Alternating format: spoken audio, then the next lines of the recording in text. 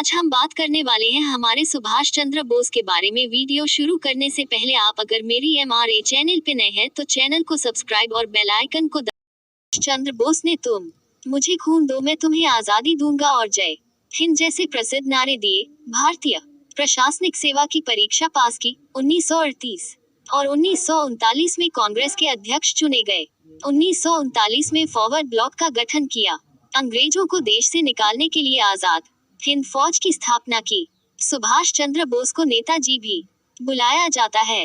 वह भारतीय स्वतंत्रता संग्राम के एक प्रख्यात नेता थे। हालांकि देश की आजादी में योगदान का ज्यादा श्रेय महात्मा गांधी और नेहरू को दिया जाता है, मगर सुभाष चंद्र बोस का योगदान भी किसी से कम नहीं था। प्रारंभिक जीवन उनका जन्म जनवरी 23 सन 1897 में उड़ीसा के कटक शहर में हुआ था। उनके पिता जानकी नाथ बोस प्रख्यात वकील थे। उनकी माता प्रभावती देवी सती और धार्मिक महिला थी।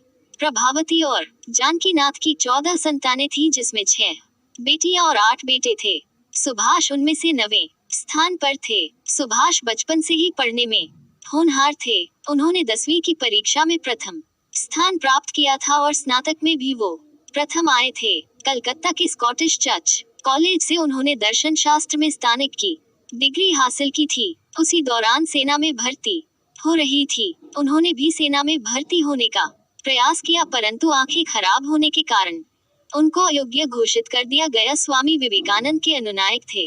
अपने परिवार की इच्छा के अनुसार वर्ष 1919 में वे भारतीय प्रशासनिक सेवा की तैयारी के लिए इंग्लैंड पढ़ने गए। करियर भारतीय प्रशासनिक सेवा के लिए उन्होंने 1920 में आवेदन किया और इस परीक्षा में उनको न सिर्फ सफलता मिली बल्कि उन्होंने चौथा स्थान भी हासिल किया। वे जलियांवाला बाग के नरसंहार के बहुत व्याकुल हुए और 1921 में प्रशासनिक सेवा से इस्तीफा दे दिया। भारत वापस आने के बाद नेताजी गांधी जी के संपर्क में आए और भारतीय राष्ट्रीय कांग्रेस में शामिल हुए। गांधी जी के निर्देशानुसार उन्होंने देशबंधु चित्तरंजन दास के साथ काम करना शुरू किया। उन्होंने बाद में चित्तरंजन दास को अपना राजनीतिक गुरु बताया था। अपनी सूझबूझ और मेहनत से सुभाष बहुत जल्द ही कांग्रेस के मुख्य नेताओं में शामिल हो गए। 1928 में जब साइमन कमीशन आया तब कांग्रेस ने इसका विरोध किया और काले झंडे दिखाए। 1928 में कांग्रेस का वार्षिक अधिवेशन मोतीलाल नेहरू की अध्यक्षता में कोलकाता में हुआ। इस अधिवेशन में अंग्रेज सरकार को डोमिनियन स्टेटस देने के लिए 1 साल का वक्त दिया गया। उस दौरान गांधी जी पूर्ण स्वराज की मांग से सहमत नहीं थे। वहीं सुभाष को और जवाहरलाल नेहरू को पूर्ण स्वराज की मांग से पीछे हटना मंजूर नहीं था।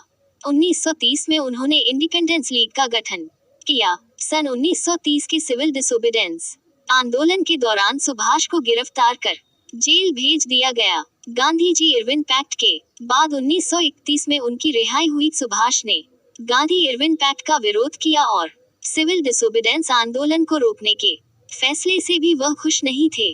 सुभाष को जल्द ही बंगाल अधिनियम के अंतर्गत दोबारा जेल में डाल दिया गया। इस दौरान उनको करीब 1 साल तक जेल में रहना पड़ा और बाद में बीमारी की वजह से उनको जेल से रिहाई मिली।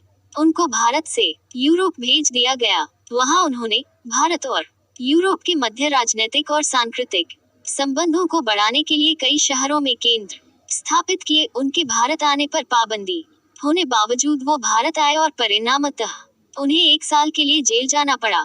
1937 के चुनावों के बाद कांग्रेस पार्टी 7 राज्यों में सत्ता में आए और इसके बाद सुभाष को रिहा किया गया। इसके कुछ समय बाद सुभाष कांग्रेस के हरिपुरा अधिवेशन 1938 में अध्यक्ष चुने गए। अपने कार्यकाल के दौरान सुभाष ने राष्ट्रीय योजना समिति का गठन किया। 1939 के त्रिपुरी अधिवेशन में सुभाष को दोबारा अध्यक्ष चुन लिया गया। इस बार सुभाष का मुकाबला पट्टाभी सीतारमैया से था। सीतारमैया को गांधी जी का पूर्ण समर्थन प्राप्त था, फिर भी 203 मतों से सुभाष चुनाव जीत गए। इस दौरान द्वितीय विश्व युद्ध के बादल भी मंडराने लगे थे और सुभाष ने अंग्रेजों को 6 महीने में देश छोड़ने का अल्टीमेटम दे दिया। सुभाष के इस रवैये का विरोध गांधी जी समेत कांग्रेस ने किया, जिसके कारण उन्होंने अध्यक्ष पद से इस्तीफा दे दिया और फॉरवर्ड ब्लॉक की स्थापना की। सुभाष ने अंग्रेजों द्वारा भारत के संसाधनों का द्वितीय विश्व युद्ध में उपयोग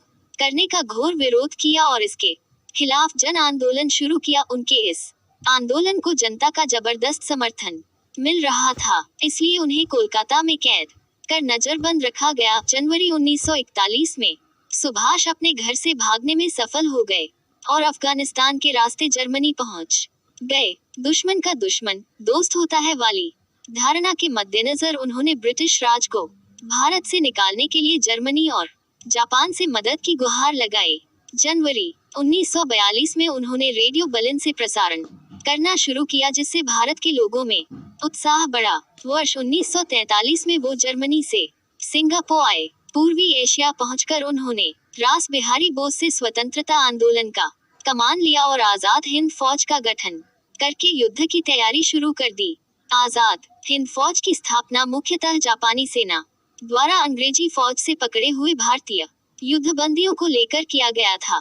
इसके बाद सुभाष को नेताजी कहा जाने लगा। अब आजाद हिंद फौज भारत की ओर बढ़ने लगी और सबसे पहले अंडमान और निकोबार को आजाद किया। आजाद हिंद फौज बर्मा की सीमा पार करके 18 मार्च 1944 को भारतीय भूमि पर आ धमकी। द्वितीय विश्व युद्ध में जापान और जर्मनी के हार के साथ आजाद हिंद फौज का सपना पूरा नहीं हो सका। मृत्यु ऐसा माना जाता है कि 18 अगस्त 1945 में एक विमान दुर्घटना में उनकी मृत्यु ताइवान में हो गई, परंतु उसका दुर्घटना का कोई साक्ष्य नहीं मिल सका।